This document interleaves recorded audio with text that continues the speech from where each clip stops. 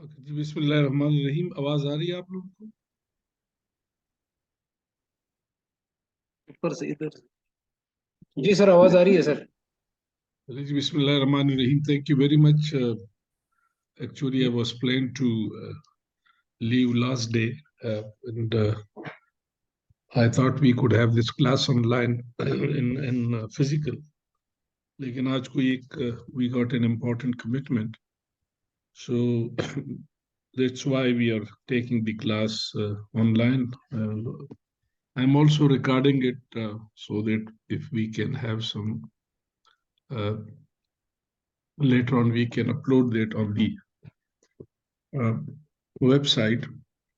Today is an important topic, not uh, for those who are working with the public sector, but it is a general, which is showing the principles of how this public procurement rules were enacted and what are the different amendments, and why it is important if you are working with the public sector institutions, why this compliance to the public procurement rule is important.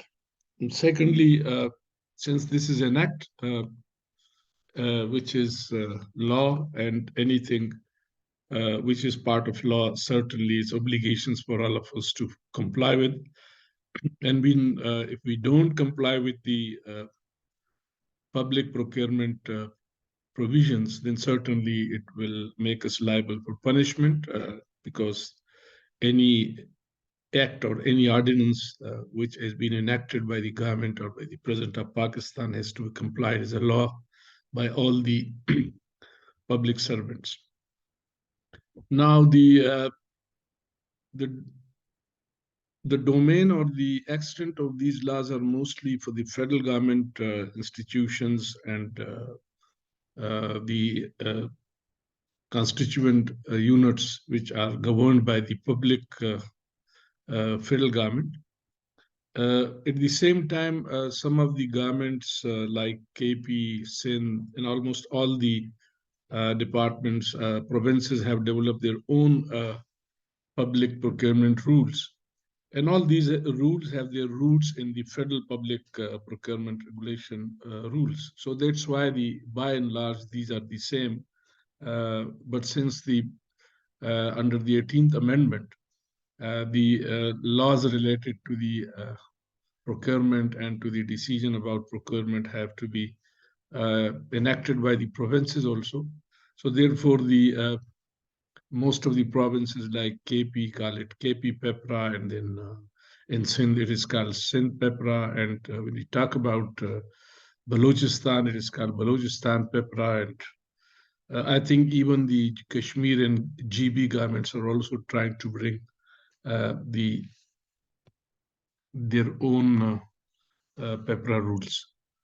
So the basic principles are the same, whether we are talking about the provincial or the federal government. Certainly, the basic spirit is the same, that to comply with the rules and provisions of the government, so that there is no misprocurement and there is no violation of the act. The background is that back in late 90s and early 2000, there were a lot of concern by the different authorities and different government agencies about the various non-uniformity of the procurement rules. And there were a lot of misprocurements regarding the various methods adopted by departments, the various documents adopted by the departments.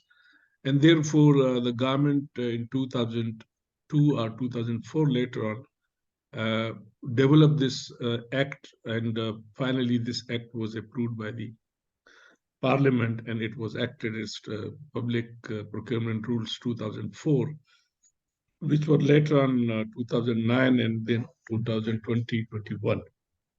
So this has been the history of the public procurement rules. Then the basic principle we will discuss that for any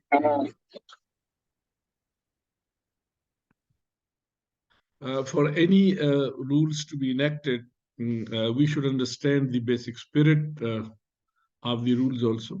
And the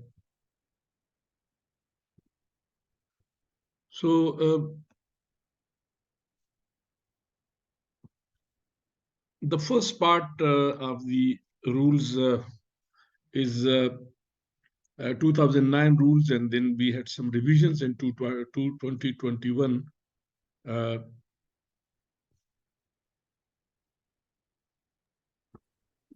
alaikum, sir. May I ask a question, sir?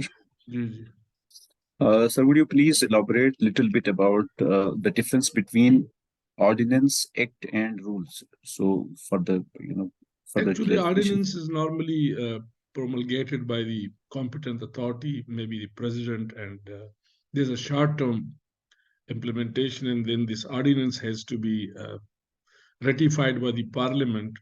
The duration of the ordinance is not very large, 6 months or something like that. And after that, then it has to be approved by the parliament. So when the ordinance is approved by the parliament, becomes an act. Act is basically a law which has been approved by the parliament. That is act. An act is stronger than the ordinance. So normally the legislation takes time, maybe. So therefore, the competent authority may promulgate the ordinance, maybe the president or maybe the governor, and then that ordinance is then placed before the assembly and it becomes an act.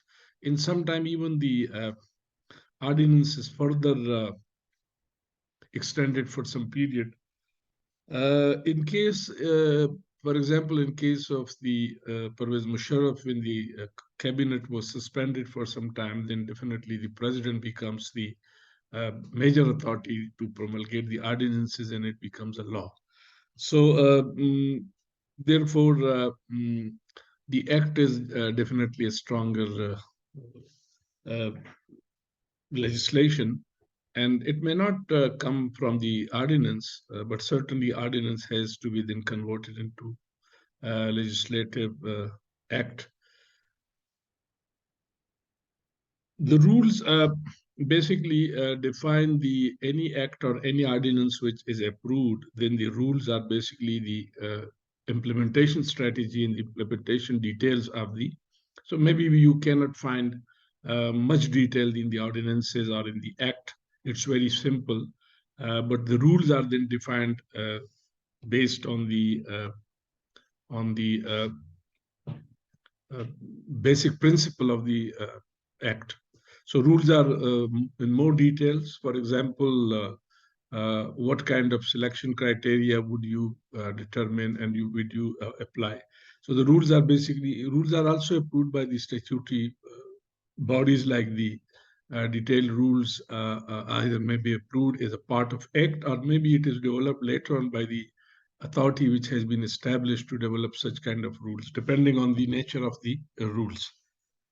For example, if we just talk about the different rules about the contract which have been developed by the PEC, it is then ratified by the government through SROs. So the SROs are then issued to ratify these rules, whether these are pre-qualification rules or reconciliation rules. So the rules are basically then developed most of the time by these authorities which have been bestowed with the authority with the powers to develop such kind of rules. Maybe for some of these students, or maybe for a majority of the students, this may not be new, but I think since the class is not comprised of only the engineers or the people who are already involved in the public procurement, so therefore we would go for some very basic definitions. For example, when we say a blacklisted contractor or a consultant, it means that any person or any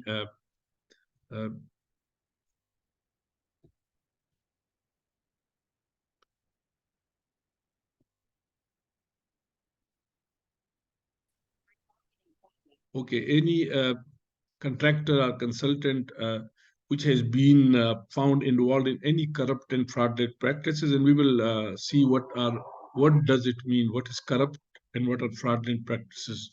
That is defined in the later part of the lecture. If the bidder is declared incapable by the authority due to its established performance failure during the execution of the contract, so there can be various circumstances in which a firm can be blacklisted. For example, if a contractor has failed to perform as per the contract, then certainly the contractor can be blacklisted. The bidder deviates from its prior commitment, a declaration made regarding the bid or proposal. For example, if a bid has been submitted by the contractor and later on he either refused to perform the bid or deviates from the bid, then certainly such kind of firm can be blacklisted based on the non-compliance.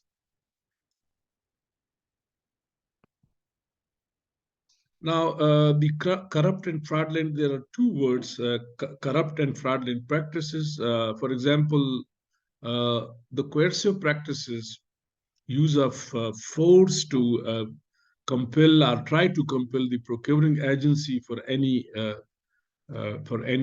partiality is kind of coercive practice. For example, threatening the procuring agency or directly, indirectly influence the actions using of political forces, using of ethnic or even sectarian forces sometimes to influence the procuring agency. So this is coercive, the use of force, the use of something which can influence the decision of the procuring agency.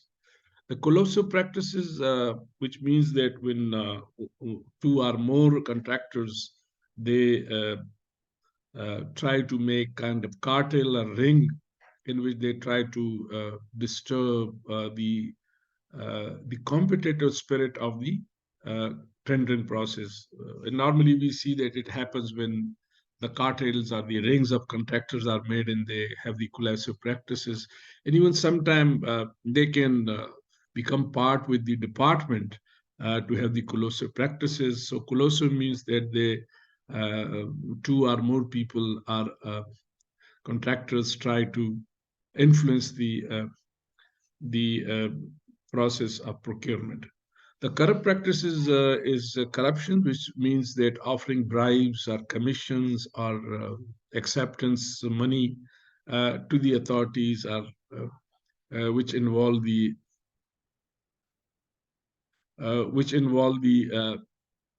ultimate influence on the so value of thing. For example, giving a gift to someone, giving money, bribes, commission, kickbacks, and all these are certainly corrupt practices. Fraudulent practices is another term in which we see that fraud means that they try to misrepresent, provide something which is not correct, provide something which is not transparent. So misrepresentation of the facts to mislead the procuring agency. So this is a fraudulent. Obstructive practices is basically anything or any attempt which maybe harm or threaten so that there is no competitive process, there is no competition. And then the cross debarred means that once if a contractor is found involved in such practices, then certainly the firm can be debarred for a certain period, depending on the nature of violation and the nature of this fraudulent and corrupt practices. Then the term force account, which is normally for non-consultancy works, services, in which we try to engage the material or the labor from the market on the assignment base, subject to the condition that this cost and the time we are doing. For example, if you are doing some departmental work, like repair, sometime in the emergency, for example, we want to construct certain boundary walls or maybe some partition work, which otherwise would take a lot of time in the tendering process. So we may go for the force account, and we try to buy the material from the market. We engage the labor from the market, and we departmentally execute such kind of works, and that is called force account. That basically we develop the departmental works. There is a framework agreement. This is normally for the maintenance and services, which is either for 1 year or more, in which we engage the contractor for supply of different items.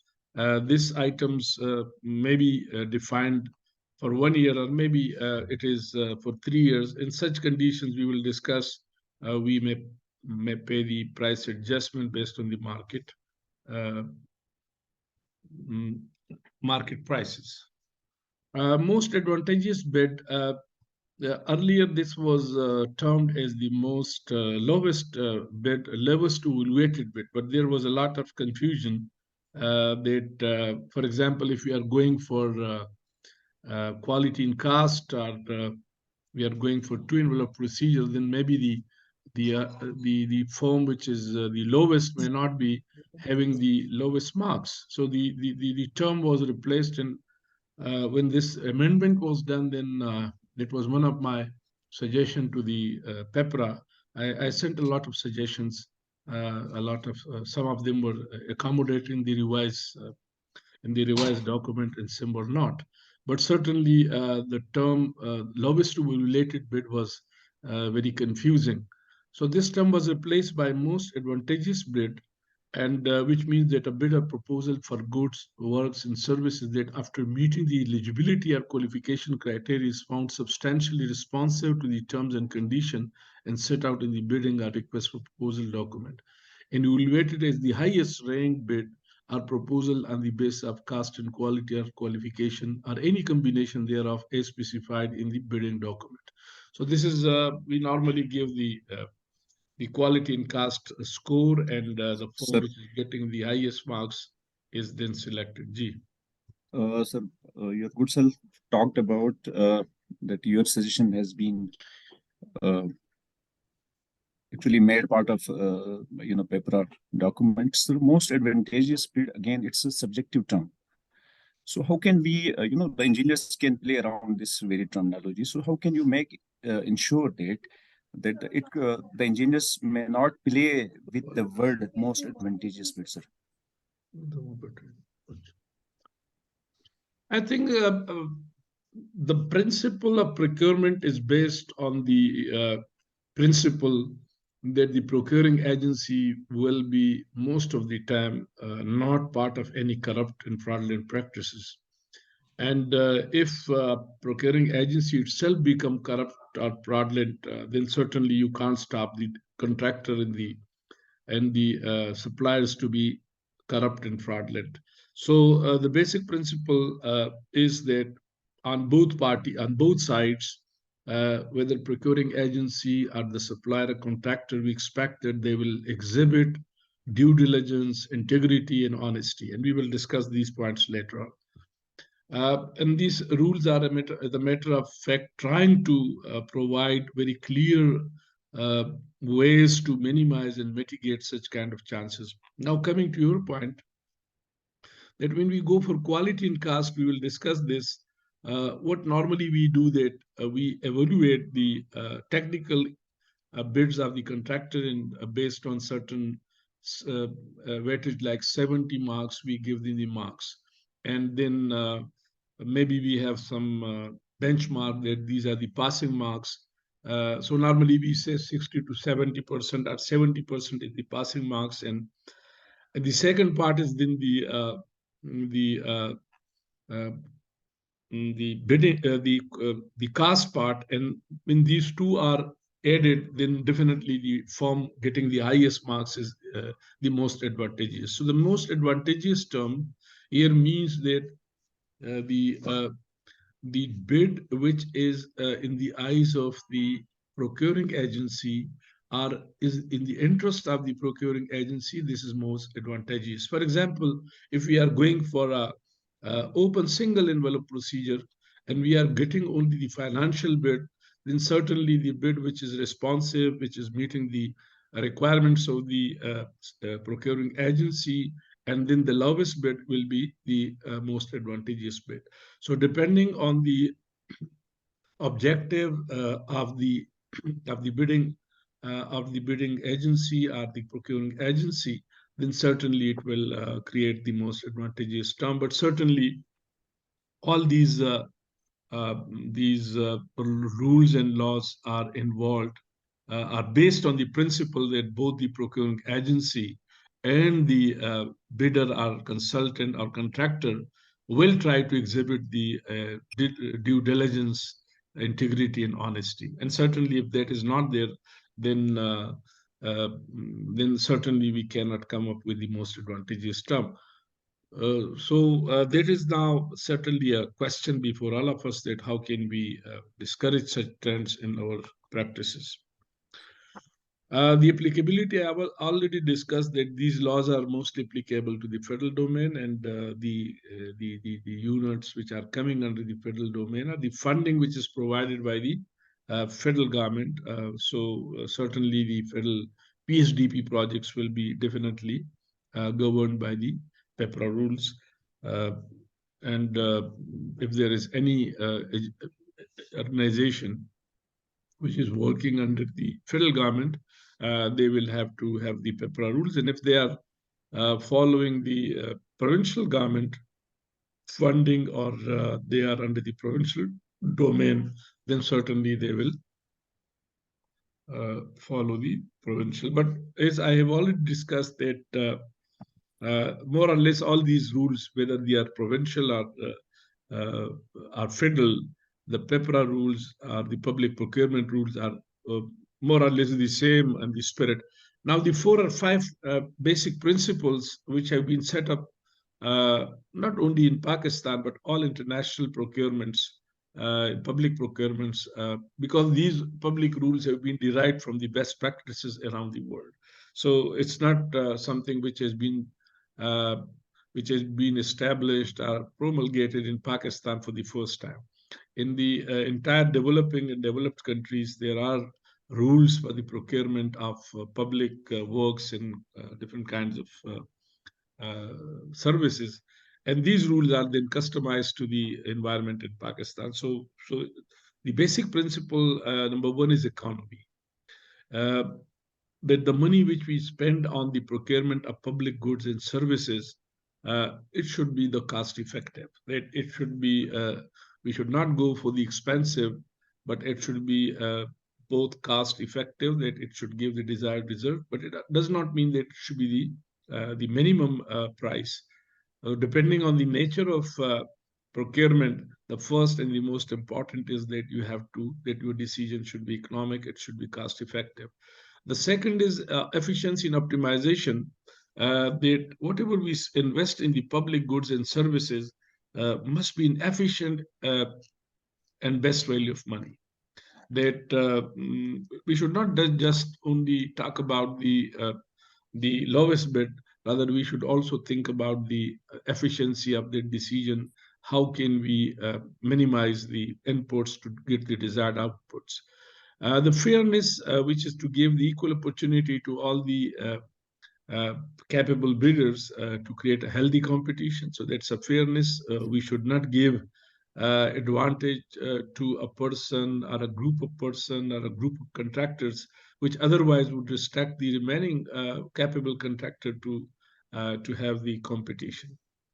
The fourth is transparency, that the information about the procurement, the pre-qualification, the decisions of procurement, the TORs, the bidding documents, all the decisions we take should be publicly available in the, because that is also the public access to the public domain, the law for the access to the public information. So the transparency, that it should be very easily accessible to the people who are involved. And finally, there must be accountability, that the people who violate the principle, the four principles of economy, efficiency, fairness, and transparency must have some punishment.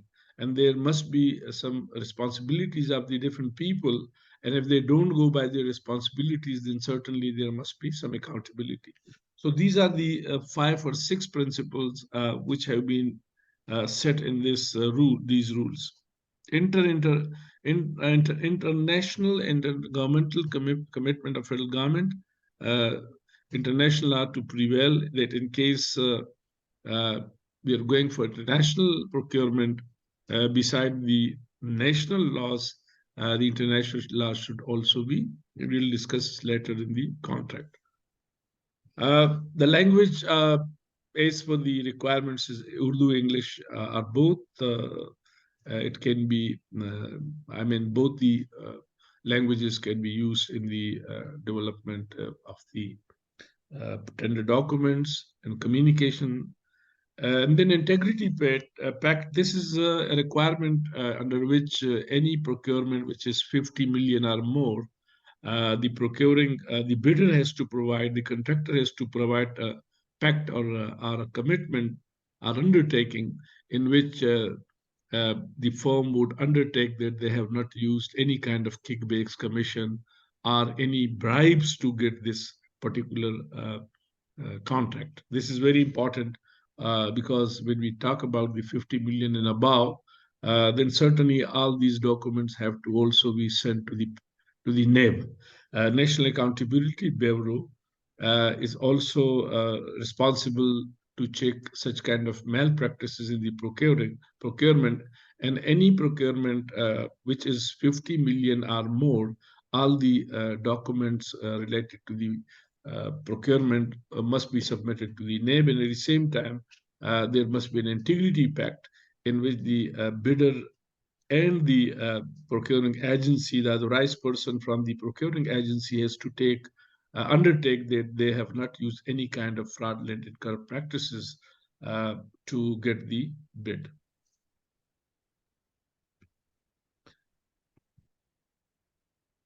There is e-procurement or e-public procurement is a new concept which has been adopted by some of the provinces, in which they are trying to, and we will discuss this in detail, that how we can minimize the involvement of humans in the public procurement process so that it is more transparent and it is more cost effective and it is competitive. So that is e-procurement is becoming very famous. For example, in majority of the donors like World Bank, IMF, Asian Development Banks, and many international donors, international agencies, they are using only the e-procurement process for the procurement of goods and services. And they categorically give this instruction that no bid will be accepted in heard, and it will not be accepted through any postal process. So this is a new area in which the e-procurement is becoming more famous and more prominent because of its obvious transparency and lack of influence by humans. But there are many challenges. We will discuss this because in places where we have the data issues, the connectivity issues, and we have the issues like the staff capacity, the e-procurement become a bit challenging. But certainly in KP, for example, they have a very good e-procurement systems now, which has become really very matured in the last couple of years. Now, the Article 8 states that there must be proper procurement planning, and it should be for the entire year, if not for the project. Preferably, it must be also for the project, but if you are not sure about the location, at least there must be annual planning of the procurement. And we normally submit the work plan coupled with the cash plan. We discussed last time that we have different kind of activities under each category of works or services procurement, and then we give the details that how different activities will be executed on quarterly basis. So this then gives us the planning. For example, this is a typical activity chart for the land acquisition. For example, if a project is involving the acquisition of land, then certainly there are a lot of steps we normally conduct. And these steps are then translated into the time requirement, and the plan is developed. For example, if we need to acquire the land, it may take even 1 year or more. So therefore, this whole process must be properly evaluated in terms of time, and then finally the plan must be developed. For major projects, we discussed last time that one of the challenge we had in the remote areas in the Gilgit-Baltistan, that the procurement of land becomes really big challenge. So it's more advisable that we first of all come up with a PC2 in which we acquire the land first, and then we go for the PC1 for the project, so that we don't have many problems, because the land is a big challenge in most of parts of the country, in which people go for litigation, they get the stay orders, and ultimately the works are closed for very long periods. Sir, as you mentioned, that land acquisition is one of the challenging, factors we are facing in public sector. Sir, as I am working in public works department, we have deposited more than 3 billion rupees in different district heads, those are DCs, in their accounts, but those funds are yet to be disbursed to the land donors. So, sir, is there any mechanism, or can we develop such a mechanism to make sure to disperse the money before we start work on a project, sir?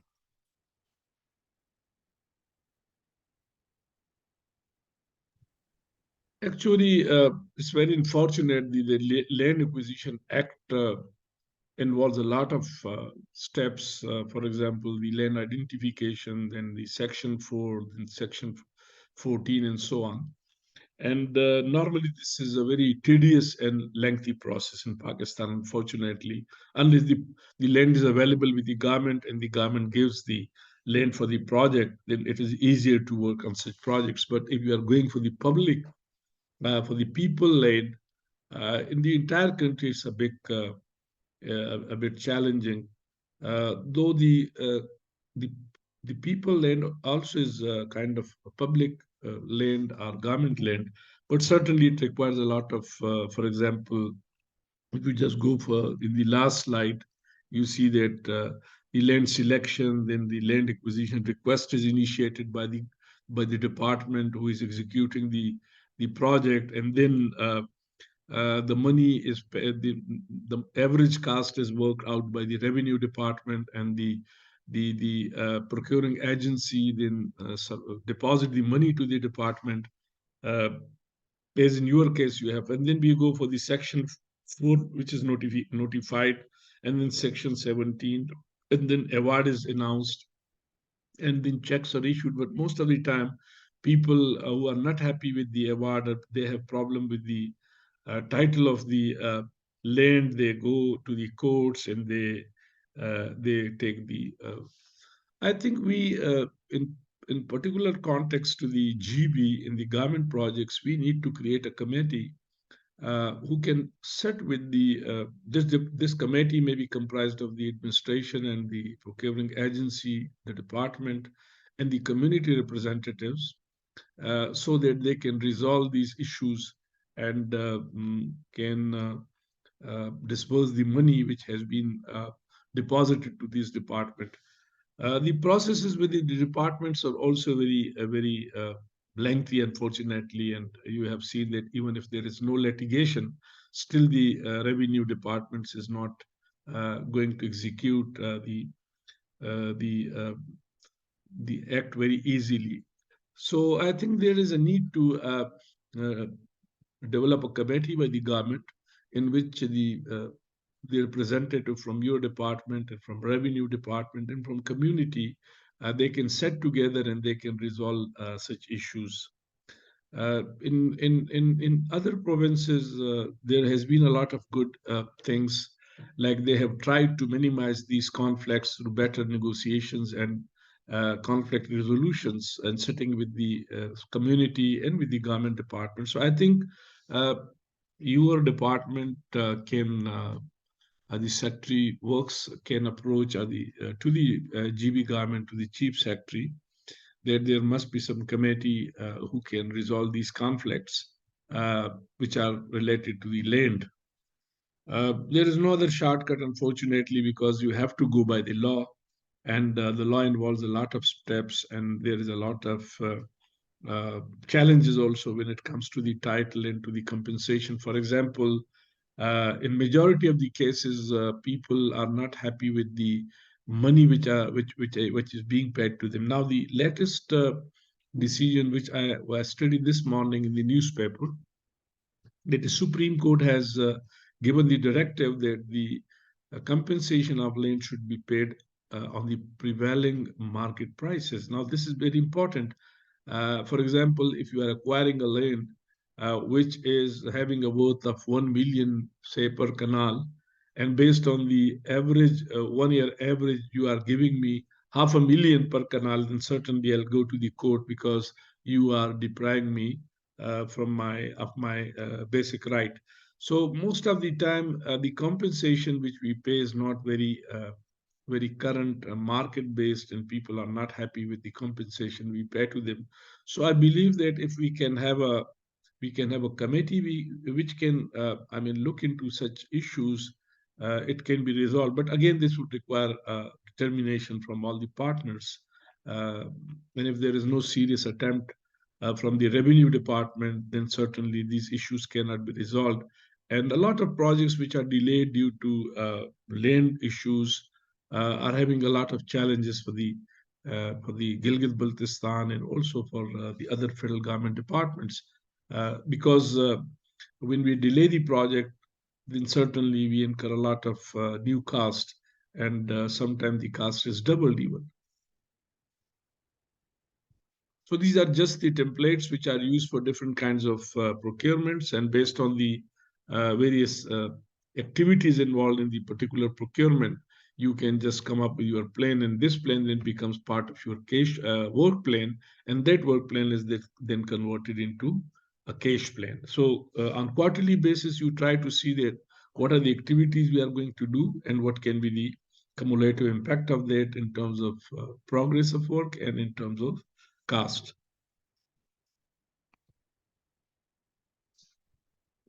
There is another provision under Article 9 that splitting a tender is not allowed. For example, you have a funding for 10 kilometers of road, and you are trying to divide that into 2 packages, or you just try to that work into 3.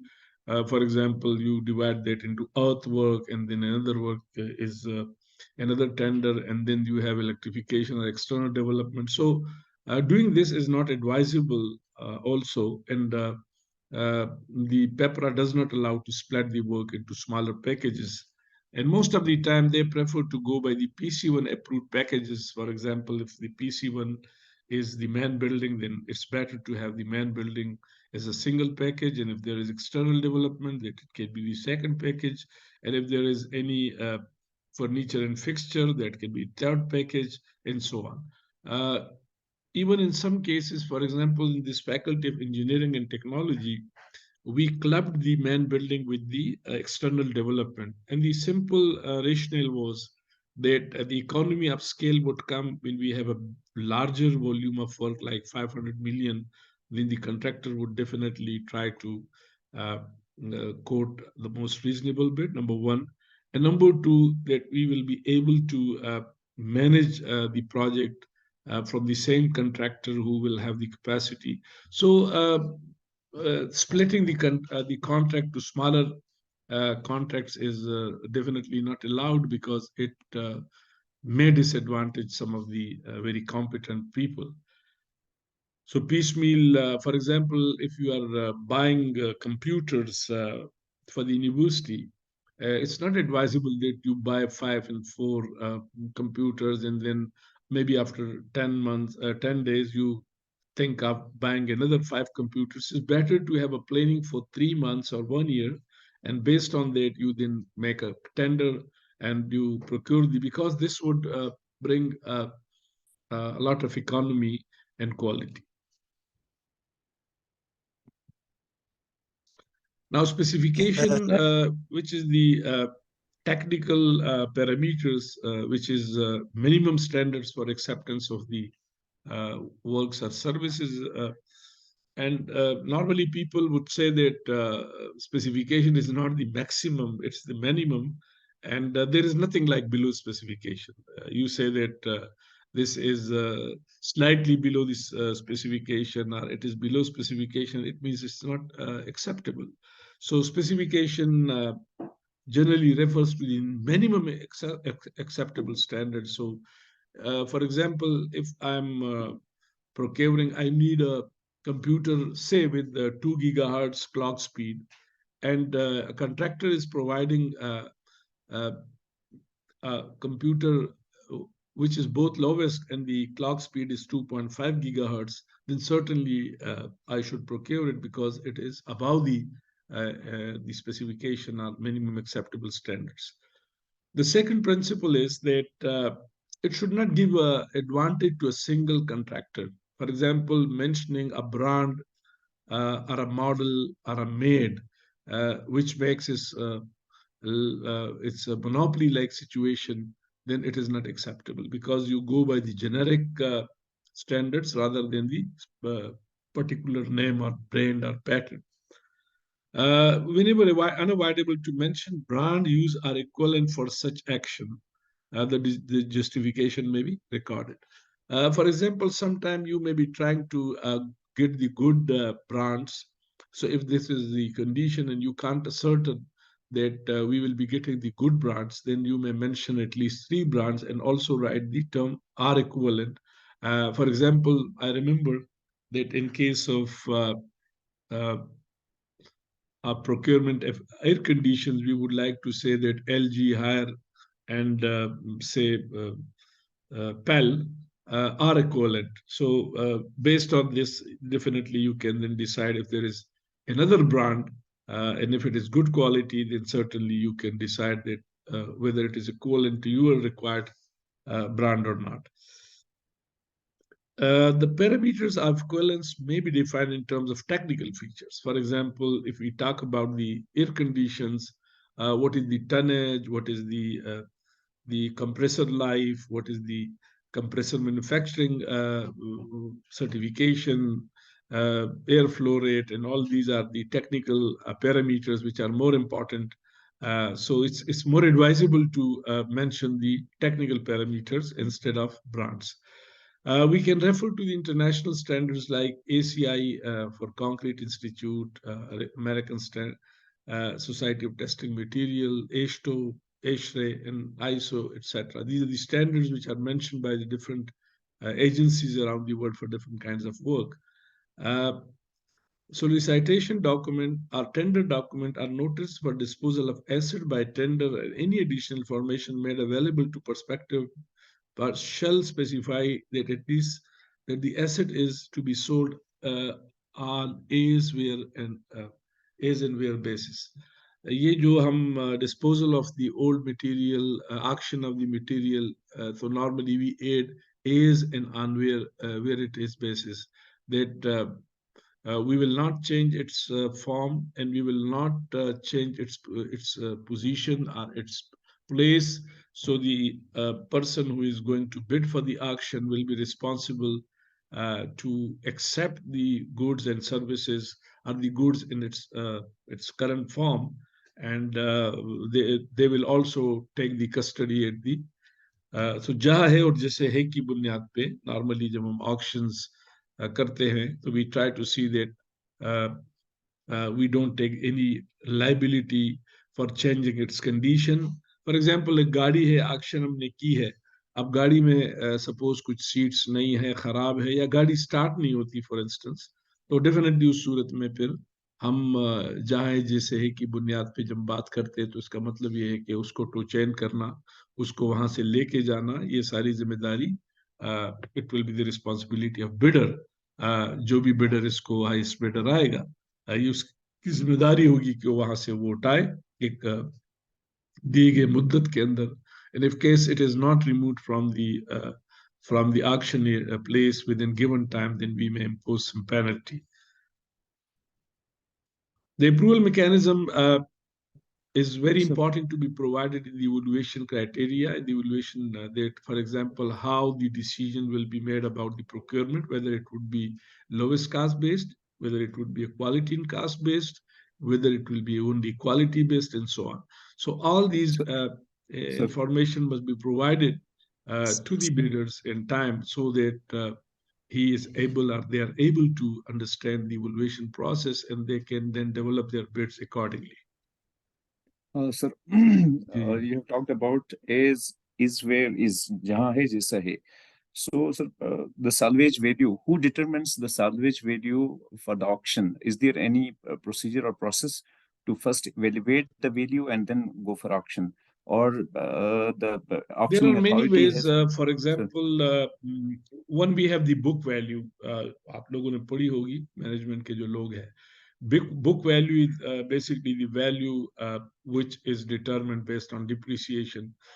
For example, हमने एक गाड़ी खरीदी 10 लाख रुपए की, just an example, और एक साल की बाद हम कहते हैं कि जिसकी डिप्रिसिएशन, इसकी लाइफ हम 10 साल करते हैं, और लीनियर डिप्रिसिएशन में हम कहते हैं कि जी हर साल इसकी जो वैल्यू है वो 1 लाख रुपए कम होगी, तो दूसरे साल इसकी वैल्यू जो है बुक वैल्यू 9 लाख हो जाएगी, और 10 साल के बाद इसकी बुक वैल्यू 0 हो जाएगी. एक सैल्वेज वैल्यू है. सैल्वेज वैल्यू इज बेसिकली जो माइनस करे और जो आपके पास.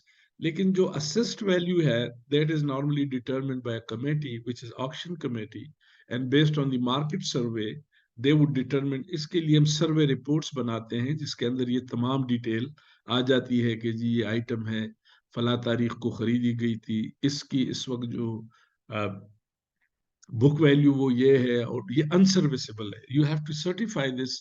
The committee has to give the certificate that the item या तो वो इतना पुराना हो गया है कि its more maintenance is not cost effective, it's more advisable to auction it, या फिर ये कि वो नाकारा हो गया है, it's no more useful for the organization. तो एक तो ये certificate आपने survey report, there is a template available in the Park PWD book of forms, net पे भी आपको मिल जाएगा. और आखिर में फिर उसकी एक मार्केट एनालिसिस की बुनियाद पे कि फॉर एग्जांपल अगर ये गाड़ी इस वक्त मार्केट में जाएगी तो कमेटी का जी कम से कम हमारे पास 10 लाख रुपए या 5 लाख रुपए का बिड आना चाहिए, और तो वो हमारी एक असेस्ड मिनिमम वैल्यू हो जाती है, जिसका also reserve value. That based on this reserve value, जब अगर हमारी कोई ऑक्शन उस रिजर्व वैल्यू से या असिस्ट वैल्यू से ज्यादा आएगी या उसके बराबर आएगी, then we would think that it is reasonable price. So all this process is done by the auction committee, which is definitely led by a senior officer, and then we develop the survey reports of the auctionable items. और उसके बाद हमारे पास हमने इसको एक template मैंने दिया है जिसपे तमाम आइटम्स की बाकायदा ऑक्शन उसकी एंट्री करते हैं. फॉर एग्जांपल हमारे पास लॉट 1 में अगर डिस्पोजेबल आईटी इक्विपमेंट है, लॉट 2 में हमारे पास जो है फर्नीचर फिक्सचर है, लॉट 3 में ओल्ड बैटरीज है, इस तरह की चीजें है. लॉट 4 में कहीं पे हमारे पास गाड़ियों के पुराने स्पेयर पार्ट्स है, डिस्पोजेबल काइंड ऑफ थिंग्स. इसी तरह ये हम कोई 8-10 इसी तरह पेपर वेस्ट वगैरह के पेपर के जो हमारे पास लॉट्स है, ये सारे लॉट्स जब बन जाते हैं तो हम उसकी एक असेस वैल्यू भी निकालते हैं कि जी ये अगर लॉट है, सपोज ये एक रद्दी की लॉट है, ये कोई इतना मन है, अगर ये एवरेज इतने प्राइस पे जाएगा तो ये फॉर एग्जांपल इट इज ये हमें 2 लाख 3 लाख 4 लाख रुपए कम से कम इसकी बिड आनी चाहिए, depending on the nature of items we dispose of. तो ये जब सर्वे रिपोर्ट्स बन जाती है, which is definitely a very important job, this determine the minimum reserve value of the auction, and then definitely the committee would try to see that we are getting a reasonable bid or auction which can be accepted. ठीक है जी. Sir हाँ जी। Sir जैसा भी आपने कहा कि work को segmentation में सर उसको करने के जो है अलाउ नहीं है सर, लेकिन सर ये बड़े प्रोजेक्ट में ही देखा गया कि जब किसी ऑर्गेनाइजेशन को कोई टेंडर सर उसको अवार्ड हो जाता है सर, वो फिर अपने आप कहते हैं सर वो फिर उसको सब सेगमेंट में डिवाइड कर लेते हैं, जिसकी वजह से वो प्रोजेक्ट को डिले हो जाता है सर। इसके बारे में ये रूल्स क्या कहते हैं सर? Thank you. देखिए, मैंने गुजारिश की कि एक तो स्प्लिटिंग ये है कि मिसाल के तौर पे आपके पास 25 किलोमीटर की एक सड़क है और आपको पता है कि ये सड़क, या 50 किलोमीटर की एक सड़क है और आपको पता है कि ये सड़क हमने 5 साल में बनानी है। आपकी PC1 में आपने उसकी जो प्रोविजन 5 साल की रखी है और जो फाइनेंशियल कमिटमेंट PC1 में की गई है वो भी इस तरह है कि पहले साल आपको लेट सपोज 5 किलोमीटर या दूसरे, तो उस सूरत में स्प्लिटिंग तो फिर करना जो है वो ठीक इसलिए है कि you can not advertise or you cannot bid all the entire 25 kilometer of road in one go, because if you don't have money tomorrow then definitely the work will be stalled and the entire process will be disturbed. तो एक तो ये है जिसमें आपकी मजबूरी है। एक ये है कि आपके पास मिसाल के तौर पे एक बिल्डिंग आप बना रहे हैं और आपके पास पैसा भी है, लेकिन उसके इलेक्ट्रिफिकेशन वर्क को आपने उसमें से अलहदा कर दिया। उसके कुछ ऐसे काम को जो बिल्डिंग का हिस्सा था आपने अलहदा किया। और नॉर्मली इसके पीछे एक तो ये कि हमारी कोशिश होती है कि खास कैटेगरी के अंदर ये आ जाए ताकि इसमें ज्यादा लोग हों। दूसरा ये है कि आपकी प्लानिंग अच्छी नहीं होती कि आप 3 दिन बाद कहते जी 2 महीने बाद कहते जी हमने 20 कंप्यूटर और लेने हैं। तो इसका एक नुकसान ये भी है कि जब आप वॉल्यूम को रिड्यूस करते हैं तो वो कंपटीशन जब उस पे होता है तो आपको अच्छा बिड हायर साइड पे मिलता है। The bid is not on lower side because the economy of scale, because if you have a, अगर मैं किसी से को कहता हूँ कि मुझे 100 कंप्यूटर चाहिए और 3 महीने की रिक्वायरमेंट मैंने यूनिवर्सिटी में वर्कआउट की है और मैं 3 महीने की रिक्वायरमेंट के बेस पे टेंडर करूंगा, then certainly the supplier would be getting benefit of the 100 numbers or volume, economy of scale. But if I tell him that I'm getting only 10, then definitely the per unit cost would increase. Dividing or splitting a contract in smaller part when you don't have any reasonable justification for this is not allowed, and this is against the law. Those who are doing it is not, doing the right thing, and sometimes somewhere they would be punished for it. तो ये गलत है। अगर आपको split करने की कोई justification नहीं है, अगर आपके पास कोई ऐसा इमरजेंसी सिचुएशंस नहीं है कि जी आपने, सर, मीर नदीम बात कर रहा हूँ सर। जी मीर नदीम साहब। सर बाज दफा तो ये कंपोनेंट्स को स्प्लिट करना बड़ा फायदा होता है सर। हम जब हॉस्पिटल के प्रोजेक्ट्स कर रहे होते हैं सर, जब सिविल कंपोनेंट उसका कंप्लीट हो जाता है तो मेडिकल इक्विपमेंट कि वो हाईली टेक्निकल चीजें होती हैं, तो उसको फिर हम बाइफरकेट करके अलग उसका जो है ना स्प्लिट करके उसको बिडिंग कर रहे होते हैं। हम मीर साहब इसकी बात नहीं करते, उसमें तो आपके पास कोई और चॉइस भी नहीं है। मिसाल के तौर पे मैंने कहा कि PC1 में बिल्डिंग वर्क टोटल अलग है, सिविल का है, equipment is a totally different. अब हमारा इक्विपमेंट जो है वो सिविल कॉन्ट्रैक्ट का तो काम भी नहीं है। इसी तरह आपकी जो फर्नीचर फिक्सचर्स है उसका अलग। लेकिन अगर हम एक बिल्डिंग को ऐसा डिवाइड करें कि जी उसके अंदर उसको स्प्लिट करें, तो मेरे ख्याल में वो गलत है। We are not talking about the entire project के अंदर सब प्रोजेक्ट्स होते हैं और नॉर्मली हम सब प्रोजेक्ट को जो है एग्जीक्यूट करते हैं, लेकिन it will also depend on the funding. अगर आपके पास, जिस तरह मैंने एग्जांपल दी that we have a 25 kilometer long road, and if I just advertise that in the first day, what would happen if I don't have the money in 1 year? Then the entire project would be sick. So it's better that we divide this into package 1, like kilometer 1 to 10, and then package 2, once the funds are available as per my plan and scheduling, then I go for the second, for example, kilometer 11 to 18, and maybe final third package. So that is, I think, advisable, but certainly आपके case में तो खैर कोई it's not splitting basically, तो आप उसकी segmentation कर रहे हैं based on the required qualification and required, because the equipment providers are not common people. They are very specialized people, and you have to pre-qualify them, and then you have to select the best of the best. So it's not it is not the splitting. Splitting means that if we divide, अब आप equipment को 4 tender बनाए कि जी उसके अंदर आपने इसलिए कि मिस्टर एक्स के पास ये है और दूसरे के पास नहीं है, तो आप उस एक्स को जो है मिस्टर एक्स को बेनिफिट करने के लिए आप उसका ऐसे पैकेजेस बनाएं कि जी उस पैकेज में वो आ जाए. This is basically splitting. Splitting does not mean to tender the works as per the requirements of the PC1 packages. There are packages in PC1, sub projects Right, are sir. always. Right, sir. तो वो तो खैर आपके पास और कोई choice भी नहीं है. और हमने भी देखे अपने इस जो हमारा प्रोजेक्ट, इसके अंदर मेनली जो हमारे कॉन्ट्रैक्ट्स है 3-4 है. फर्स्ट कॉन्ट्रैक्ट हमारा जो है वो civil work and external development है. सेकंड कॉन्ट्रैक्ट हमारा मशीनरी इक्विपमेंट का है. थर्ड कॉन्ट्रैक्ट हमारा जो है that is furniture and fixture. Fourth contract जो है दैट इज हमारा आईसीटी इक्विपमेंट, जिसके अंदर हमने teaching learning equipment, multimedia, LCDs, LEDs और इस तरह के जो प्रोजेक्टर वगैरह, CCTVs, ये सारी चीजें डाली, इलेक्ट्रॉनिक गैजेट्स. तो based on the and normally PC1 would give you this sub packaging or it's not splitting, basically it's sub packaging of the projects.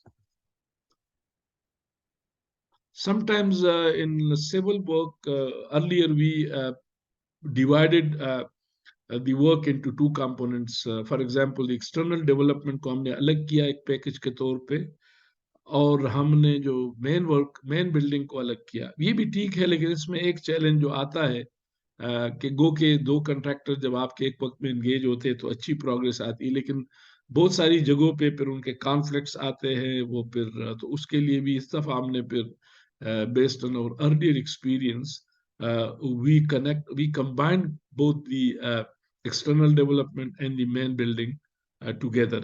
So that depends on the interest of project and your own, credible thinking, but certainly splitting of the bid to benefit a particular group of people or contractor is not advisable. Then we also discussed about the if there is a procurement which is more than 500,000 and less than 3 million, then such procurement must be advertised in the PPRA and authority website. But if it is more than 3 million, then certainly you will go for advertisement in the national dailies, one in Urdu and 2 in English. It can be even one in the local language. And it should be advertised in 1 Urdu and 2 English, minimum 3 newspapers on national level, at national level. For less than 500,000, we go for the quotations. We all know that quotations are basically, through market survey, we get the quotations from the prospective suppliers.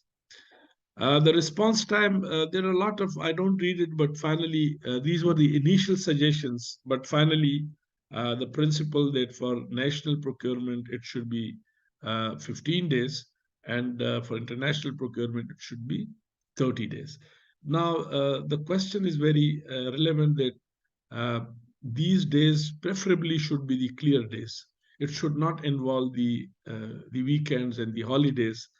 For example, if you invite a bid very close to Eid holidays and you give just 15 days as a notice period, there are chances that majority of the people due to Eid holidays may not be able to read the newspapers and they may miss the opportunity. So normally it is recommended, though the PPRA is not given a very clear indication, but when we asked from the PPRA, they explained that these dates should be the clear notice days, which should not involve the weekends and the holidays. So if you are giving 15 days notice, then certainly this should be the clear working days so that the people can have enough time to view or to understand the requirements of the bid and can also prepare their bid in time And if you feel that there is a need to extend the date, then certainly the date must be extended. There are some provisions, but there are some exceptions like emergency under Article 14. If there is Section 14 of the Public Procurement Rules, if there is any emergency like earthquake, like floods, disasters, then certainly you can then go for reducing the time, chartered and tender notice or gallop tender notice, which is normally less than the prescribed time given by the PPRA. But certainly you have to justify this. मिसाल के तौर पे normally इसके लिए committee हम बनाते हैं, emergency procurement committee, which is led by chief engineer or a person having 20 grade, 19 or 20 grade officer. And this is then approved from the competent authority, the nature of emergency and why this procurement is important. For example, if there is a disaster, you may need food, tents, or immediate relief to the people. And if you go for the bidding process through advertisement, then certainly it may not be able to give the relief. So in such cases, it is recommended that we go for the direct procurement and we constitute, or we go for a short tender. We give the advertisement in a short tender notice, maybe 3 days, maybe 7 days, but we record the justification for all this, shortening of time.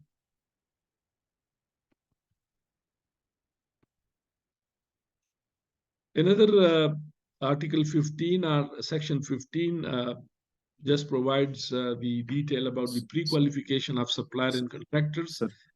And G, any question?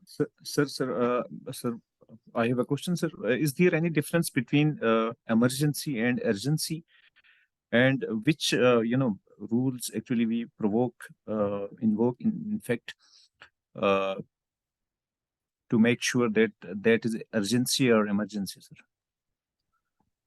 In the procurement rules, there is nothing like urgency term. Urgency normally means there's something in decision making. For example, when we write urgent, it means that this should be disposed of in 24 days. If we say most immediate, so within the government, there are different terms: most immediate, urgent, and so on. Now, in the public procurement, I think urgent and emergent is more one of the same thing, which means that the situation in which the delay of procurement can lead to lose the objectives of the. And if you just look at the definition, the emergency situation, for example, the proposed procurement is related to national security and its publication could jeopardize. एक तो आपकी emergency situation है जिसका natural disaster की मैंने बात की, कोई ऐसा वाकया आपका, फॉर एग्जांपल आपका पावर प्लांट है, उस तो urgent is basically a term which we normally use for actions on the compliance, जिसको हम खतो किताबत में यूज करते हैं. Emergency is a phenomena or a situation in which the circumstances are beyond the human control. So they are different terms. So urgent जो है जहाँ पे action आपने जल्दी लेना है, that is urgent.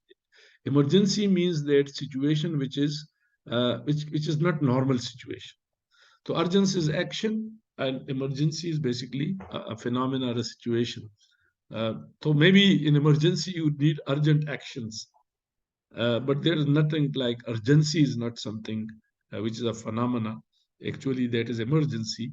Urgent is basically an action you take, and emergency is a situation or a phenomena in which you have to take some urgent decisions. तो एक जो है एक्शन के लिए, दूसरा phenomena के लिए है. Urgency is not basically a term we use in the public procurement. Urgent is basically a decision we make to. So in emergency situation, you may need to take urgent decisions. The proposed procurement advertisement or notice or publication in any manner relates to disclosure of information which is properly in the nature, which is a proprietary in nature and falls within the definition of intellectual property. तो इस सूरत में भी तीन situation के, एक emergency है, दूसरा public interest है, और तीसरा जो सिचुएशन है that is कि किसी की पब्लिक इंटेलेक्चुअल प्रॉपर्टी है और जब आप उसको डिक्लेयर करेंगे तो उससे उसकी जो अपनी पर्सनल इंटेलेक्चुअल प्रॉपर्टी को नुकसान पहुंच सकता है। तो उस सूरत में भी आप या वो किसी और सोर्स से आपको अवेलेबल नहीं है तो डायरेक्ट ये आगे आएगा डायरेक्ट कॉन्ट्रैक्टिंग में। प्री क्वालिफिकेशन की हमने बात की कि normally in some kind of procurements we may pre qualify the panel of contractors based on their experience and capacity, and we may then decide that we develop a panel of capable and potential uh, uh, bidders. Now, this pre-qualification may be based on the previous experience, maybe in the available personnel or HR, equipment, machinery equipment, financial capacity, managerial capacity, and so on. So this requirement can be defined based on the project, but normally Pakistan Engineering Council has developed a pre-qualification document, and it is more advisable to use this document for the pre-qualification of contractors. अच्छा जी, pre qualification के क्या what are the advantages and disadvantages of pre qualification? Definition ये है कि pre qualification is a process in which we develop a panel of prospective bidders who can have the ability or capacity to handle the project. It is a process to develop a panel of prospective bidders who have the capacity to deal with a particular project. For example, we are constructing a new academic block, say 500 billion, or maybe a new campus, then definitely we will try to pre-qualify the firms who have the capacity to handle this project. So this is what can be the advantage and disadvantage.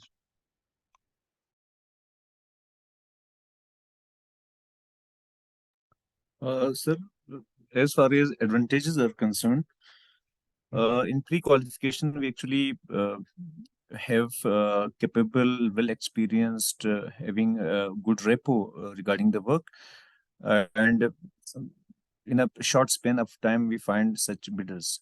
As far as the disadvantages are concerned, so some potential bidders may not be included in the process. So, but I feel it's good. It's good to have pre-qualification instead of open or competitive bidding, sir. Sir, in pre-qualification, I think, sir, we welcome all those bidders who have the capacity to deal with the specified project, and after that, we shortlist them for the desired result, sir. Okay, anyone in the class who can comment on it further based on your experience? For example, if you have any project which you have done or you are currently executing, and you say that we have adopted the pre-qualification. Any experience, any comments?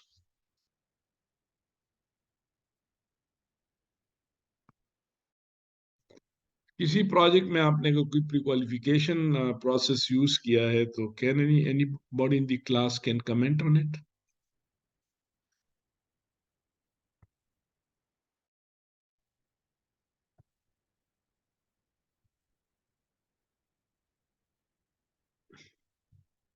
Sir, I believe we have a project in a store that is a beautification of a store roads. Basically, it was earlier planned for beautification of a store city, but later on it was converted into roads, metaling, and expansion and reconstruction of city roads of a store. So for that matter, we had this way technique. We used pre-qualification technique, and we were lucky enough. We have very good bidders for the contracts. Okay, so how many people applied and how many you pre-qualified finally? Sir, 27 different bidders actually participated in the bidding, and out of 27, we have rejected 20, and only 7 were actually pre-qualified. And how many people then submitted their bids out of 7? Sir, the process is again, it is not yet completed. Some people, they have submitted their applications regarding GRC. So the GRC is going on, sir. Okay, so they have some grievances. Sir, Grievance, yes, grievance GRC. It will come in the later part. Means grievance redressal committee. Redressal committee, yes, sir. And that is a committee which is normally taking care of any grievance by the bidder or by the contractor about the decision of the procuring agency. And this committee is then evaluating the grievances. But there are some limitations also. Another big challenge which we normally see on the negative side of pre-qualification is that all we pre-qualify are not the same capacity. They have the minimum capacity, but not the same capacity. And when it comes to the bidding, then generally I have seen that the firm which is relatively low capacity wins the bid because they have less overheads and they have very low premium, or they have a very low bid. So that is one of the challenge that is really very challenging when we are comparing a firm. एक firm जिसने 50 number लिए या 60 number लिए और एक firm जिसने 90 number लिए 100 में से, हम दोनों को जब बराबर तस्वुर करते हैं, then definitely it becomes challenges. अगर वो 100 जो 90 वाला जो है वो बिड नहीं विन करता और जो 60 और नंबर वाला बिडर जो है वो विन करता है, उसकी प्राइस लोवेस्ट होती है, तो डेफिनेटली उसकी कैपेसिटी का एक इशू बाद में आता है. So that is another challenge. But certainly इसके अंदर एक जो अच्छी बात है कि जो भी 12-15 लोग 7 लोग आपने जो प्री क्वालिफाई किए, वो जनरली हम ये तस्वर करते हैं कि वो reasonably good people who can handle the project easily. तो ये उसकी एक स्ट्रेंथ जरूर है, बट इसके अंदर चैलेंज ये भी रहता है कि जो अच्छे कंट्रैक्टर है अगर वो नहीं आते, और वो जो बाकी कंट्रैक्टर जो लो स्कोर पे क्वालिफाई करते हैं, अगर वो आते हैं तो नॉर्मली उनकी कैपेसिटी इतनी अच्छी नहीं होती and they can create problem at later stage. But definitely it is one of the, as far as I have done, it is one of the most effective way that you create a panel and then you create a competition among them so that they can come up with a reasonable bid.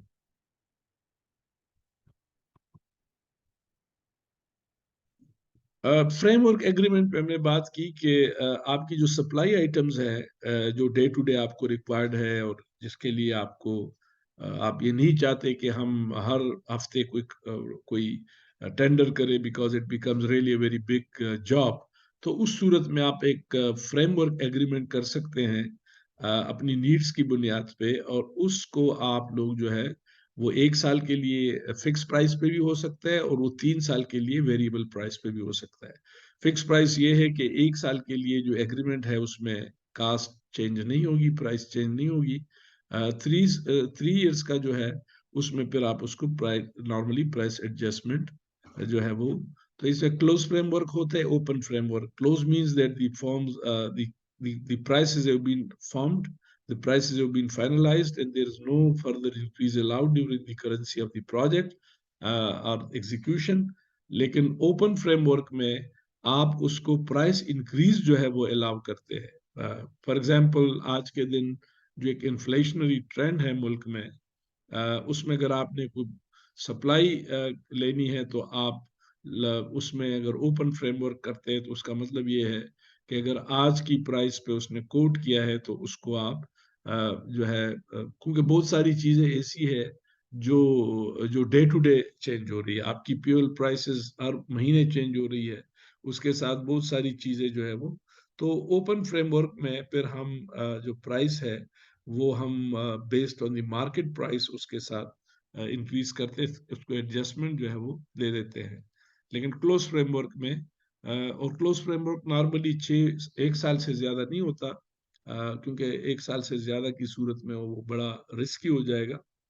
या तो वो बहुत high price quote करेगा from the day first, या फिर ये है कि बाद में वो डिफॉल्ट करेगा. He will not be able to, the firm will not be able to supply because the rate would have been very irrational and not logical. So in such conditions, I think it is more advisable that you go for open framework agreement in which the firm is allowed to revise the price as per the market change.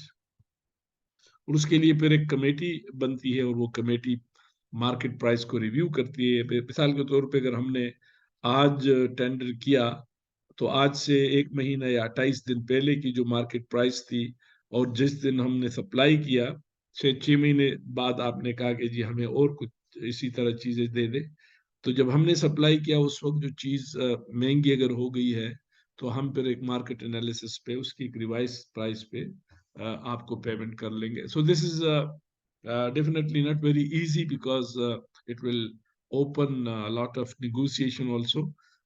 लेकिन ये है कि sometime it is inevitable to go for the open framework agreements. 17 and 18 clauses of the public procurement rules are related to the qualification and disqualification. Disqualification can be met at any stage. A firm can be disqualified if the information provided by the firm are found incorrect. जिन information की बुनियाद पे उनकी pre qualification आपने की थी, अगर उसमें कोई कमी बाद में आ गई तो उस फर्म को आप डिस्क्वालीफाई कर सकते हैं. ब्लैकलिस्टेड बिडर्स की हमने बात की कि करप्ट और फ्रॉडलेंट प्रैक्टिसेस में अगर कोई भी फर्म या बिडर इन्वॉल्व हो जाए तो उस सूरत में उसको ब्लैकलिस्ट या तो कुछ अरसे के लिए किया जा सकता है या फिर उसको परमानेंटली भी डिबार किया जा सकता है, ब्लैकलिस्ट किया जा सकता है, या जो है वो तो उसकी हमने बात की कि या तो फ्रॉडलेंट एंड करप्ट प्रैक्टिसेस में मुलविस पाया गया हो, या is declared incapable that the firm has failed to deliver, और नंबर 3 हमने बात की that if the firm deviates from its commitment of bid तो उन्होंने दे दी, लेकिन जब आपने उनको वर्क ऑर्डर दिया तो उन्होंने प्रिस्क्राइब डेट के अंदर अपना काम शुरू नहीं किया, तो ये 3 सूरतों में the firm can be blacklisted. Now blacklisted can be many ways. For example, if the corrupt and fraudulent practices are established in for not more than 10 years, for a period of not more than 3 years, if the bidder fails to perform his contractual obligation, अगर contract से वो deviate किया या contract के मुताबिक उसने काम नहीं किया, काम छोड़ के चला गया, तो उस सूरत में आप उसको 3 साल तक डिबार कर सकते हैं. For a period not more than 6 months, if the bidder fails to abide by the bid securing declaration, however, without being indulged in any corrupt and fraudulent practices. Corruption तो उसने नहीं की, कोई फ्रॉड भी नहीं किया, लेकिन वो आपके बिड के किसी क्लास से डिविएट कर गया, उसने डिले कर दिया, उसने चीज जो है स्पेसिफिकेशन के मुताबिक नहीं दी, या कोई ऐसा काम किया जिससे आपकी कॉन्ट्रैक्ट की वायलेशन हो गई, तो उस सूरत में आप उसको 6 महीने तक जो है वो blacklist भी कर सकते हैं. The decision shall be communicated to the blacklisted contractor and also published in the authority website. अगर किसी को आपने blacklist किया तो उसको इन्फॉर्म कीजिए और उसकी डिपार्टमेंट को जो वेबसाइट है उस पर तफसील दे दीजिए. The blacklisted bidder has to complete his ongoing project if the authority desires. अगर अथॉरिटी चाहे तो ब्लैकलिस्टिंग के बाद अगर वो अपना काम खत्म करना चाहता है और अथॉरिटी को इसमें फायदा है तो वो करे, लेकिन उसके बाद वो ब्लैकलिस्ट तस्वर होगा जो भी पीरियड आपने दिया है. आई थिंक आगे थोड़ा सा आप पढ़ ले सर.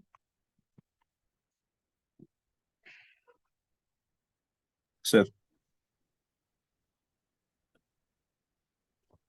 आज ही पढ़ ले sir, method of procurement, principal method of procurement, one envelope procedure, competitive bidding, one competitive bidding, submission of bids sealed as per prescribed method by procuring agency, bidding documents. ये one method का है sir. Again, the two envelope procedure, one stage, single stage two envelope SSTE, and two stage two envelope TSTE sir. Negotiated contracts and PT purchases. इनायत साहब इसको जरा explain भी करें, क्योंकि आप लोग कर रहे हैं तो थोड़ा एक्सप्लेन करें पहले 3 को. Sir, principal method of procurement, one envelope procedure competitive bidding में इस तरह होता है कि we actually invite biddings and bidders submit their each and everything in a single envelope, in which they simultaneously produce both financial as well as technical bids.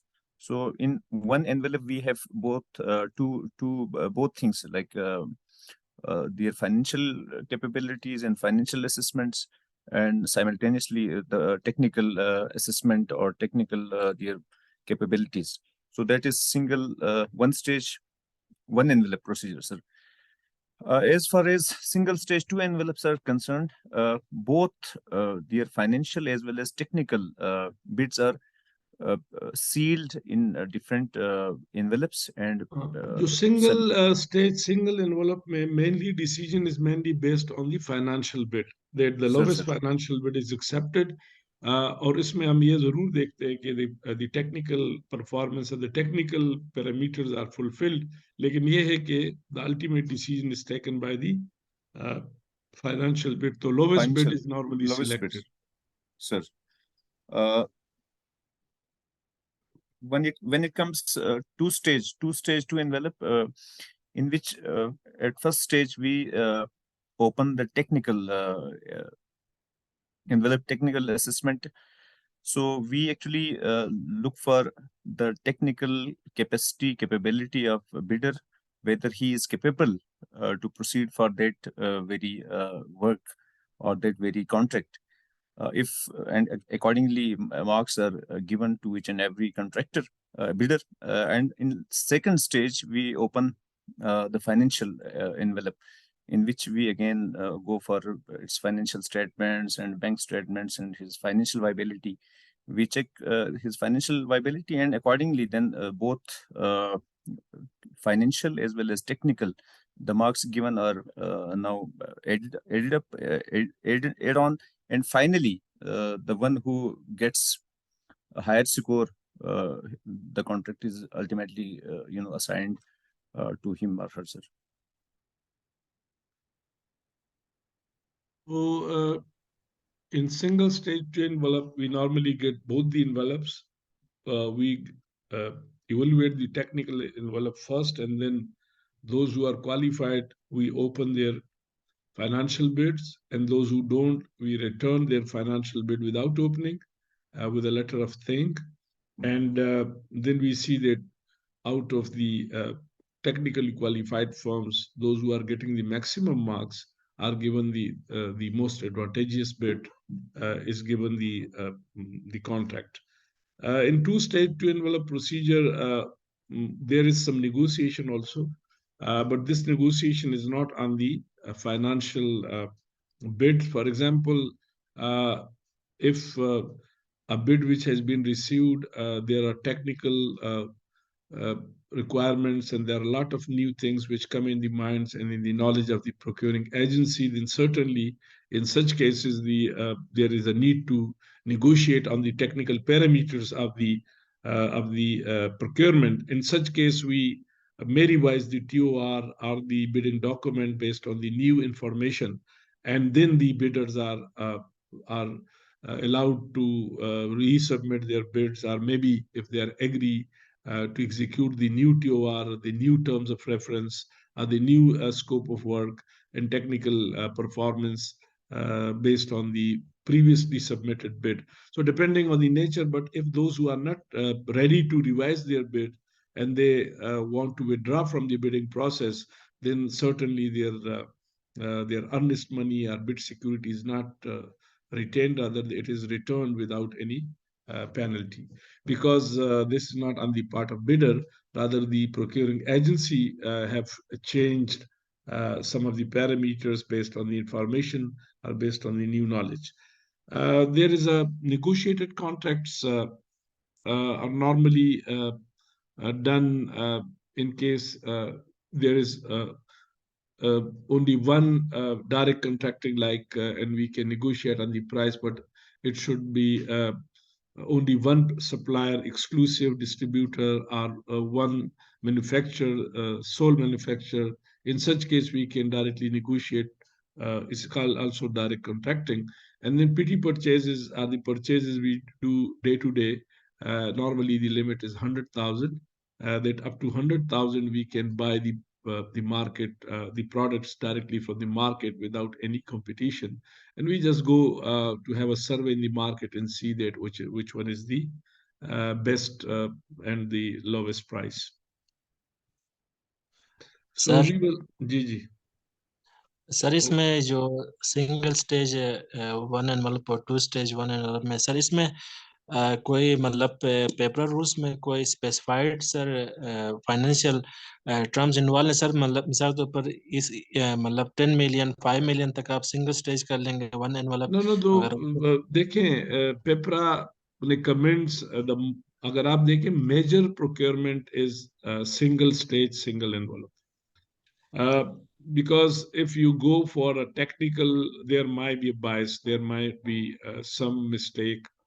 So the PEPRA normally recommend that you should develop a comprehensive TOR and technical specification, and those who are technical qualified, you should go for the lowest bid. You should go for the lowest bid, and that is normally even we अगर हम generally जब technically भी pre qualify करते हैं तो हम उसमें से फिर उसको सिलेक्ट करते हैं जो लोवेस्ट बिड हो. तो पेपरा ये कहता है कि आप बहुत कम केसेस में आप ऐसे सिचुएशन में जाए कि जहां पे आपका लोवेस्ट बिड आप अप्रूव नहीं करते जब तक कि आपके लिए आपके पास इसके को बहुत बड़े जो है जस्टिफिकेशन ना हो.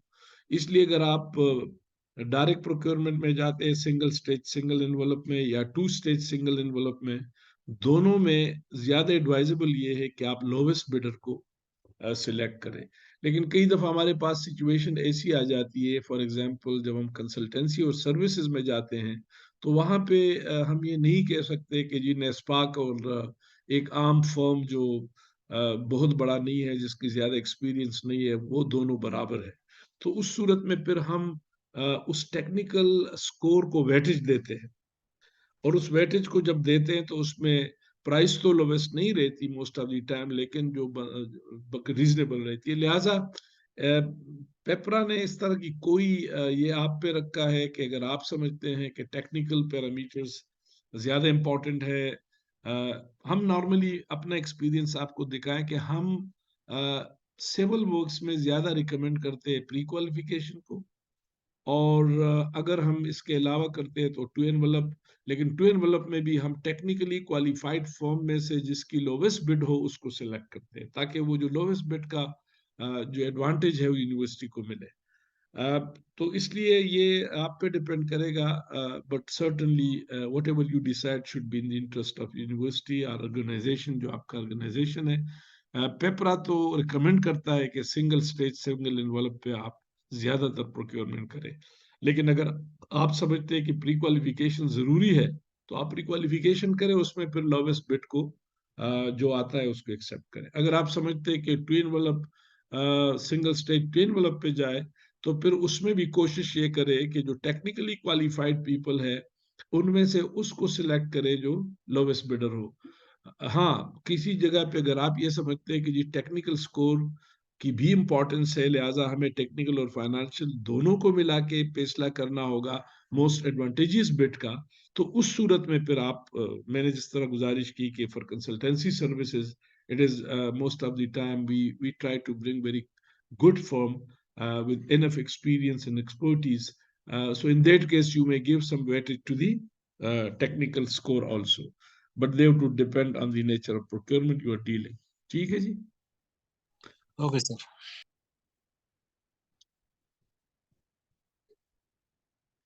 There are reservations, for example, that the bidding should not be restricted to any nationality. For the international bidding, for example, if you are procuring, तो आप किसी nationality को restrict न करें. The procuring agency may restrict for national security the bidding to national bidding only as federal government policy. आप कोई ऐसी चीज national security related है तो उसमें जरूरत हो तो आप restrict भी कर सकते हैं. Where desirable preference must be given to the national bidder, manufacturers or international as per the policy of the government. तो गवर्नमेंट की पॉलिसीज के मुताबिक नेशनल बिडर को जो है वो प्रेफरेंस देना चाहिए अगर दोनों के प्राइस में ज्यादा फर्क ना हो, और works, goods and products such percentage of preference has been clearly mentioned in the bidding document. तो आप अगर कोई प्रेफरेंस देना चाहते हैं कि जी अगर कोई लोकल मैन्युफैक्चर आता है तो उसको 10% एडवांटेज दिया जाएगा लोकल मैन्युफैक्चरिंग का, तो उस सूरत में आप अपने बिडिंग डॉक्यूमेंट में ये बड़ा कैटेगोरिकली लिखते हैं कि जी अगर कोई भी फर्म जो है जिसकी लोकल मैन्युफैक्चरिंग कैपेसिटी हो तो उनको हम 10% या 15% एडवांटेज देंगे प्री क्वालिफिकेशन में। तो वो चीजें आपको पहले से लिखना चाहिए।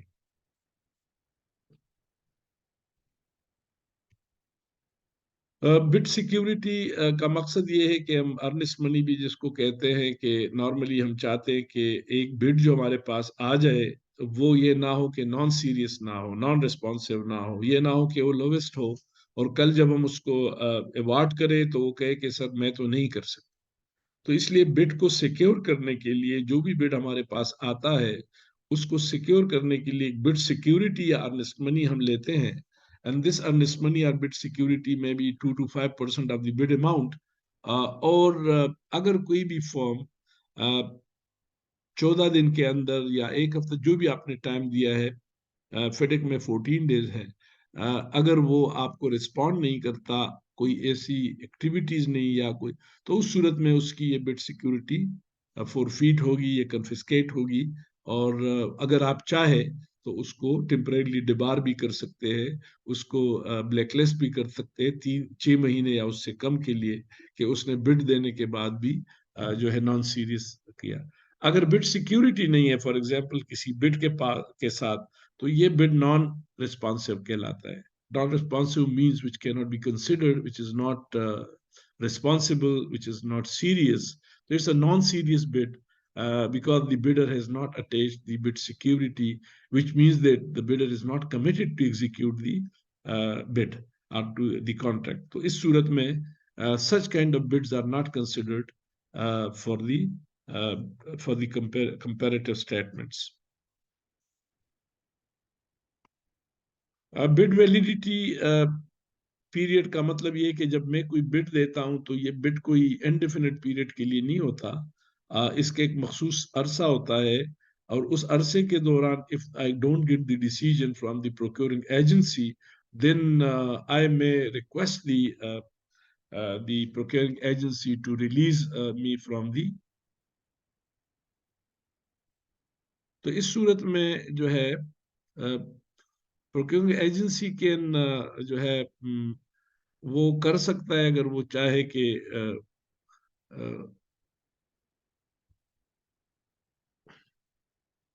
let me upload this again because there is some problem.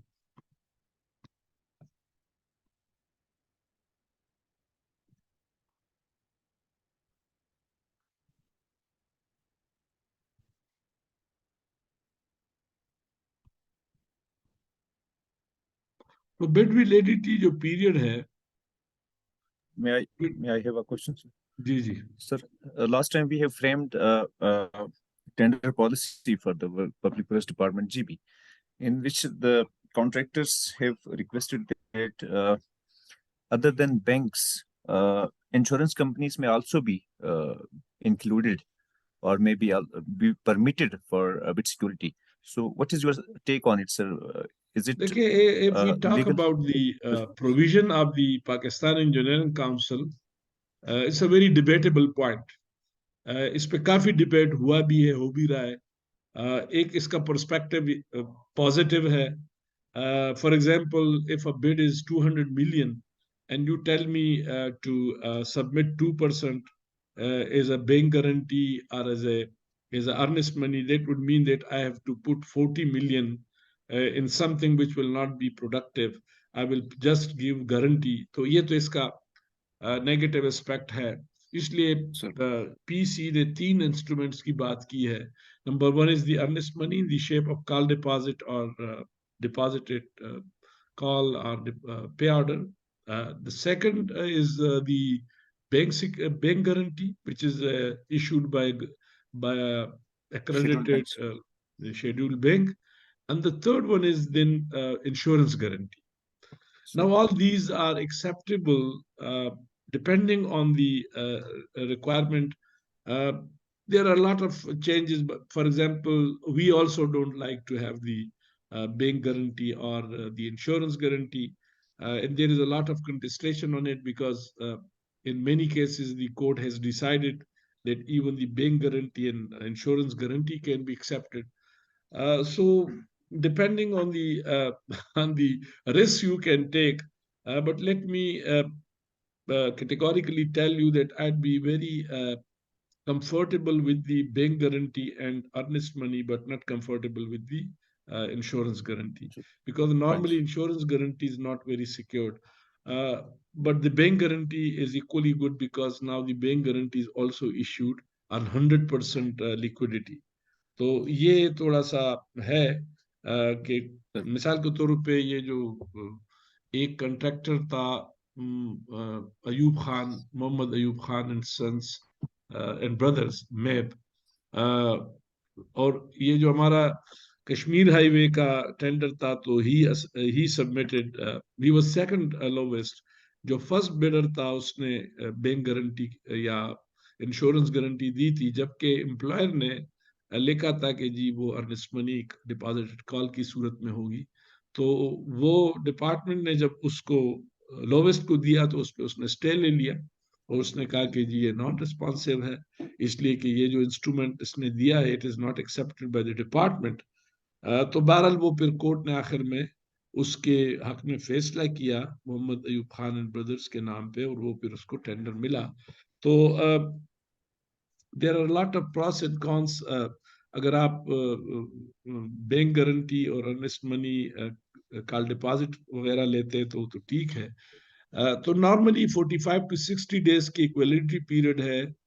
उसके बाद कंट्रैक्टर को इख्तियार हासिल है कि अगर उसको आप वर्क ऑर्डर नहीं देते तो वो अपना जो है he can withdraw from the bidding process and you have to release his earnest money. Yes, if he is ready to extend the period of validity, then you can negotiate with him, and it can be even doubled, depending that if the bidder is not reluctant.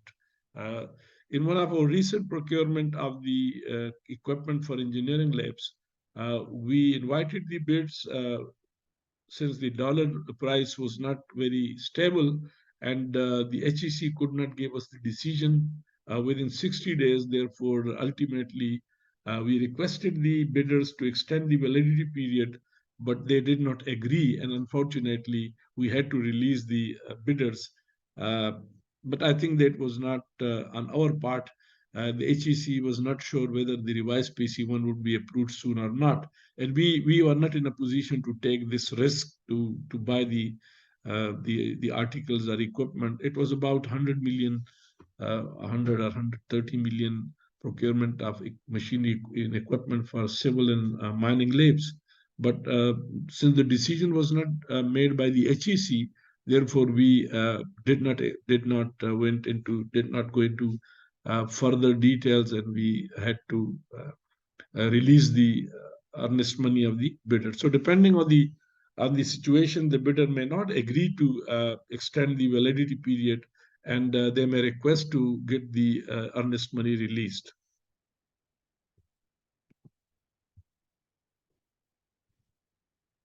So these are very simple, I think, terms. I don't want to read it, but certainly evaluation criteria must be very categorically given in the bidding documents. The bid must be opened the same day within 30 minutes after the opening time. And for example, if you have given a particular date and time for the bidding, then definitely it should be open within 30 minutes of the date, the time. And the evaluation criteria must be given very, very clear in the bidding document. There should be no change in the evaluation criteria at the subsequent stage because it is not admissible. Whatever evaluation criteria you have given, once the bids are open, you can't change this criteria. If there is any clarification required in the bidding document, there can be at least 1/3 time should be available for this. And if you need, for example, आपने bid किया, आपको उसमें कोई clarification देनी है, तो कम से कम अगर आपने 1 महीना टाइम दिया है या अगर आपने 15 दिन, तो कम से कम 5 दिन उसके पास हो कि वो क्लेरिफिकेशन उस तक पहुंच जाए। अगर उसने कोई चेंज उसमें करनी है वो कर ले, उससे ज्यादा हो तो फिर आपको एक्सटेंशन देनी पड़ेगी।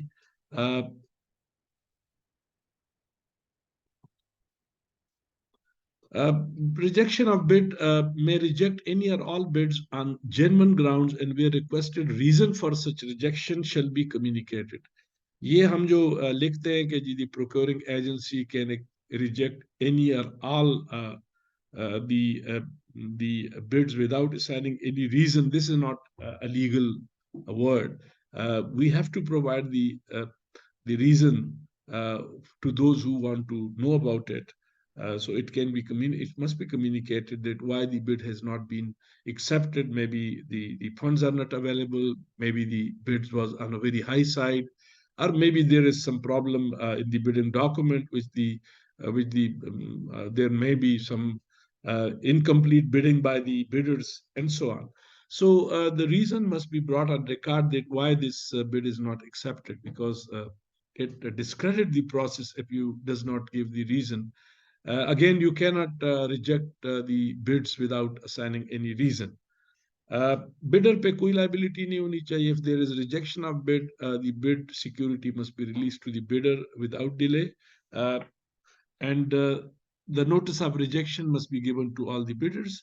जितने भी bidder है उनको communicate करना चाहिए कि bid आपने दिया, आपका शुक्रिया, लेकिन due to the following reason or due to certain unavoidable circumstances, we could not accept any of the bids, and all the bids have been rejected. However, we are very thankful and we expect that you will participate in the bidding process once it is advertised again. Rebidding, the rejected bids are re-invited. Maybe the funds are available now. Maybe the clarification in the bidding document has been made, and maybe you have got enough data now to prepare the bidding document, and based on that, then you can re-invite the bid. The reason for rejection must be addressed. Why the bid was rejected? Maybe it was on higher side. So if it was on higher side, definitely you may now go for हमारे एक building जो हमने बनाई उसमें हमारे पास जो bid आया, it was more than 10% above the engineer's estimate, so we rejected it, and then we got a very reasonable bid next time, which was almost 1 or 2% above the estimate, and very reasonable. So overall there was a difference of 10 million in the two bids. So you have to give the reasons, and you have to try to see that you communicate this reason to the bidder so that they are able to recalculate their position. And if the funds were not available, once the funds, मिसाल के तौर पे हमारे case में हम अभी तक उसको री-इनवाइट इसलिए नहीं किया कि हमारे पास न तो फंड्स है, न रिवाइज PC1 अप्रूव हुआ है. So therefore we are not in a position to rebid the procurement of the equipment.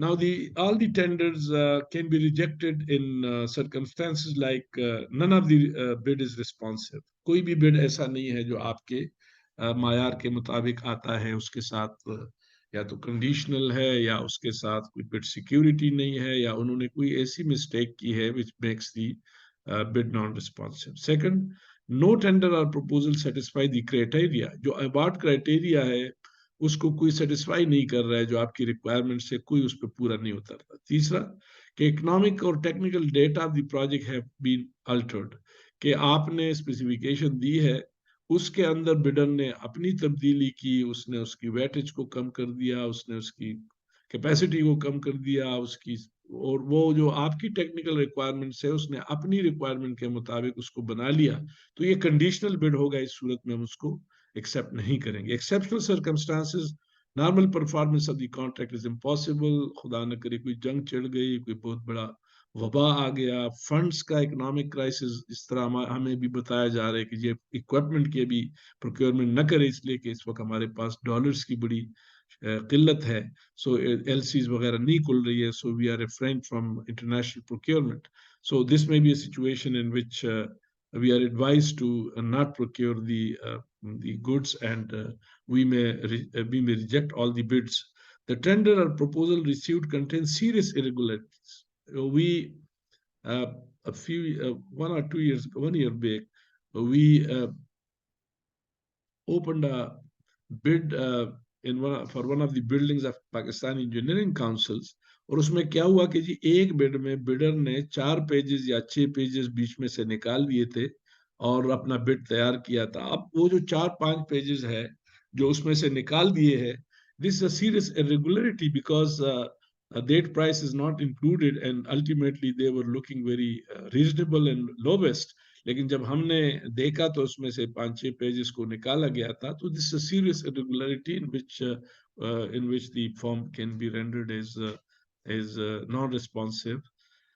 Funds voted or remarked for the procurement have been withheld. Government ने releases नहीं की, आपको कहा तो था कि हम दूसरे क्वार्टर में आपको फंड्स रिलीज कर देंगे। इस तरह हमारे केस में पर्टिकुलरली ये आया कि हमारे पास फंड्स भी नहीं थे, so therefore we were definitely there has been no competition, monopoly of our pooling, कि जी आपको ये नजर आया कि जैसे इसमें सारे कंट्रैक्टर ने मिलके कोई कनाइंस की हो, और उस सूरत में भी अगर आपके पास एविडेंस है, और वो एविडेंस आपको मिल जाता है कि while using your your common sense, you can definitely then understand. And finally, where the competitive bidding process of PPRA is not adopted, कि जहाँ पे कोई मोनोपोली क्रिएट की गई, डायरेक्ट कॉन्ट्रैक्टिंग की गई, अखबार में नहीं दिया गया, स्पेसिफिकेशन जेनेरिक नहीं बनाई गई, प्रॉपर प्रोसीजर नहीं फॉलो किया गया,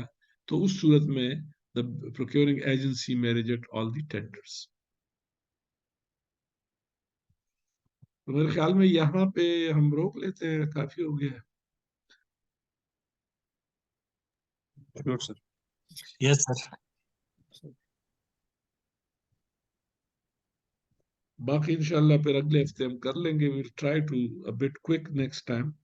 इंशाल्लाह सर। नेक्स्ट टाइम में हम, क्योंकि फेस टू फेस में जरा प्रोग्रेस ज्यादा भी होता है, मैं चाहूंगा कि हम प्रेफरेबली विद इन 1 मंथ हम अपना ये बाकी जो काम है वो खत्म करें। इन दी मीनवाइल आपसे रिक्वेस्ट है कि आप लोग जो अपनी टॉपिक्स वगैरह पे भी काम शुरू करें। Thank you very much. Thank you sir. Thank you sir.